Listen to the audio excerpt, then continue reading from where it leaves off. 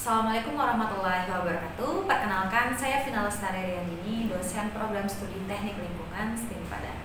Baik, pada pertemuan ketiga ini saya akan menjelaskan mengenai lokasi dan titik pengambilan sampel lingkungan. Nah, pertama-tama saya akan menjelaskan penentuan lokasi dan titik pengambilan sampel air limbah.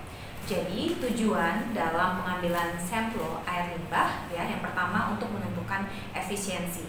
Jadi dalam IPAL, instalasi pengolahan air limbah, ada beberapa unit pengolahan, baik itu pengolahan fisika, kimia, biologi ya, dan terakhir adalah desinfeksi.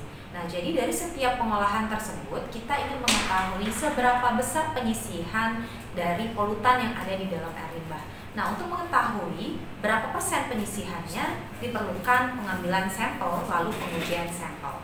Nah, yang kedua, tujuan kedua adalah mengevaluasi efisiensi dari IPAL. Jadi kita bisa tahu apakah IPAL yang sudah ada di suatu industri itu berjalan baik atau tidak ya, dengan hasil konsentrasi yang diuji nantinya.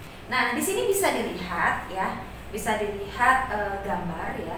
Ini ada 3 proses ya, ada proses A, proses B, dan proses C. Ya, jadi untuk air limbah yang ada di suatu IPAL ya, di suatu industri, nah itu berasal dari berbagai proses ya. Ini contohnya ada 3 proses. Nah, ada proses produksi A, proses produksi B, dan proses produksi C. Jadi di mana kita melakukan pengambilan sampel untuk air limbah? Nah, kita ambil pada titik pertama. Titik pertama itu ada 3 titik ya. Jadi diambil di masing-masing dari sumber air limbah. Oke, kemudian kita ambil pada titik kedua ya. Jadi titik kedua itu adalah gabungan dari berbagai sumber limbah ya sebelum masuk ke dalam IPAL. Nah, selanjutnya kita ambil pada titik ketiga ya. Titik ketiga itu adalah efluen dari instalasi pengolahan air limbah ya. Kemudian kita ambil pada titik keempat dan titik kelima. Jadi titik keempat itu pada saat efluen kita buang ke lingkungan ya, atau biasanya dibuang ke sungai, kita harus melakukan pengujian dulu di titik keempat. Jadi titik keempat itu menunjukkan kualitas dari air sungai tersebut. Nah, lalu kita lakukan pengambilan di titik kelima. Nah, titik kelima itu adalah titik pencampuran ya antara efluen air limbah dengan air sungai ya. Jadi di situ terjadi pengenceran sehingga kita bisa mengetahui kualitas dari air sungai tersebut setelah masuk air limbah ke dalam sungai. Oke, selanjutnya penentuan lokasi dan titik pengambilan sampel air permukaan. Jadi air permukaan itu banyak sekali sumbernya. Ada air sungai, air danau ya, air tanah maupun air rawa, kemudian mata air ya. Jadi yang pertama kita akan menentukan lokasi dan titik pengambilan sampel untuk air sungai.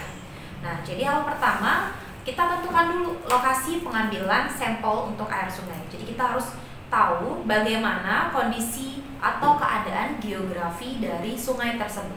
Berapa kedalamannya, berapa kecepatan alirannya, berapa lebar sungai tersebut. Dan juga kita harus mengetahui aktivitas yang ada di sekitar sungai. Kenapa? Karena aktivitas yang ada di sekitar sungai itu akan mempengaruhi kualitas dari air sungai tersebut. Nah, untuk lokasi ya, lokasi pengambilan sampel untuk air sungai itu boleh dilakukan di daerah hulu. Jadi daerah hulu untuk air sungai itu adalah sumber air yang belum ada polutan di sana. Jadi kalau untuk sumber air minum itu lebih bagus kita ambil sumbernya di daerah hulu. Oke, kemudian daerah pemanfaatan air sungai ya. Kemudian daerah yang berpotensi terkontaminasi ya. Jadi beberapa titik yang memiliki potensi terjadinya kontaminasi ya, bersumber itu dari aktivitas manusia, baik itu pemukiman ataupun industri, itu bisa menjadi titik pengambilan sampel untuk air sungai. Kemudian daerah pertemuan 2 sungai ya. Dan yang terakhir itu adalah daerah hilir atau muara. Oke, bisa dilihat pada gambar di samping ini ya. Ini adalah titik-titik pengambilan dari air sungai ya. Di sini banyak sekali ya, saudara bisa melihat banyak titik. Jadi semisalnya dari aktivitas ya. Jadi ada sungai ya, di pinggiran sungai itu banyak sekali aktivitas. baik itu aktivitas perkantoran, baik itu aktivitas industri, baik itu aktivitas dari perkotaan dan lain sebagainya. Jadi kita harus mengambil di titik-titik sumber aktivitas tersebut, ya. Kemudian kita juga mengambil pada titik pencampuran, ya, dari aktivitas yang ada, aktivitas manusia, kemudian dengan yang sudah tercampur pada air sungai tersebut. Oke. Nah, ini adalah tabel, ya, jumlah titik pengambilan sampel untuk air sungai. Nah, bisa dilihat berdasarkan debitnya, ya. Kalau misalnya debit di bawah 5 meter kubik per detik, jumlah pengambilan sampel hanya 2. Oke. Nah, untuk debit 5 sampai 150 itu titik pengambilan sampelnya ada 4. Kemudian 150 sampai 1000 titik pengambilan sampelnya ada 6. Dan untuk sungai yang memiliki debit rata-rata lebih besar dari 1000 meter kubik per detik, maka minimum titik pengambilan sampelnya ada 6. Tabel selanjutnya ini berdasarkan kedalaman, ya, berdasarkan kedalaman. Jadi jika kedalamannya 1, ya, maka pengambilan sampelnya juga 1. Oke, selanjutnya ini adalah tabel, ya, untuk menentukan titik pengambilan sampel sungai berdasarkan kedalaman. Kalau kedalamannya lebih kecil dari 5 meter, maka jumlah pengambilan sampelnya hanya 1. Kemudian kalau misalnya kedalamannya lebih dari 5 meter, pengambilan sampelnya juga 1. Kemudian kalau misalnya kedalamannya di atas 1000, ya, 1000 meter, maka pengambilan sampelnya 4. Nah, ini untuk pengambilan sampel pada air permukaan, ya, yang berasal dari air danau atau waduk, ya. Jadi air danau itu bisa juga dimanfaatkan sebagai sumber air bersih, ya.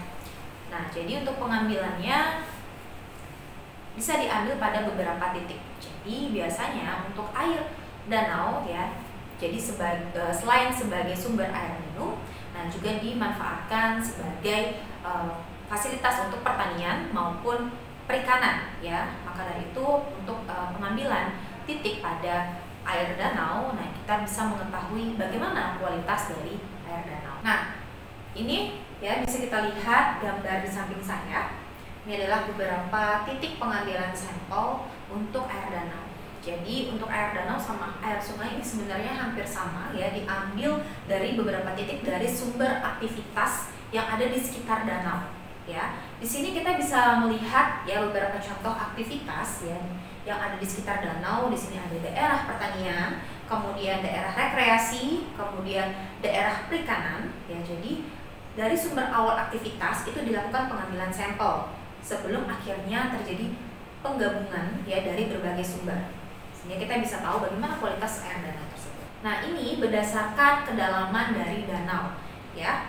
Bisa dilihat kalau misalnya kedalamannya 30 sampai 100 meter, maka dilakukan pengambilan sampel itu sebanyak 4, ya, 4 titik pada kedalaman tersebut. Selanjutnya, bagaimana kita menentukan lokasi dan titik pengambilan sampel untuk di air laut.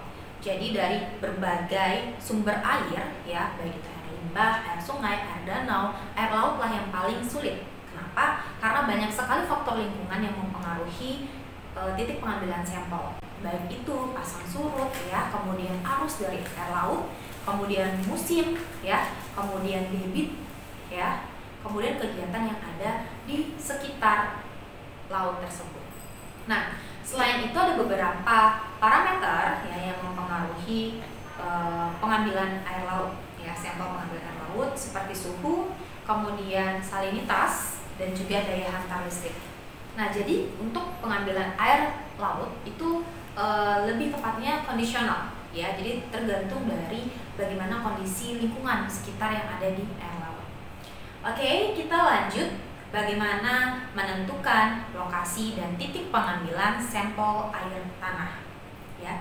Jadi untuk pemantauan kualitas air tanah ini, ya, memiliki tujuan untuk mengetahui bagaimana kualitas air tanah yang dimanfaatkan oleh masyarakat untuk memenuhi kebutuhannya sehari-hari.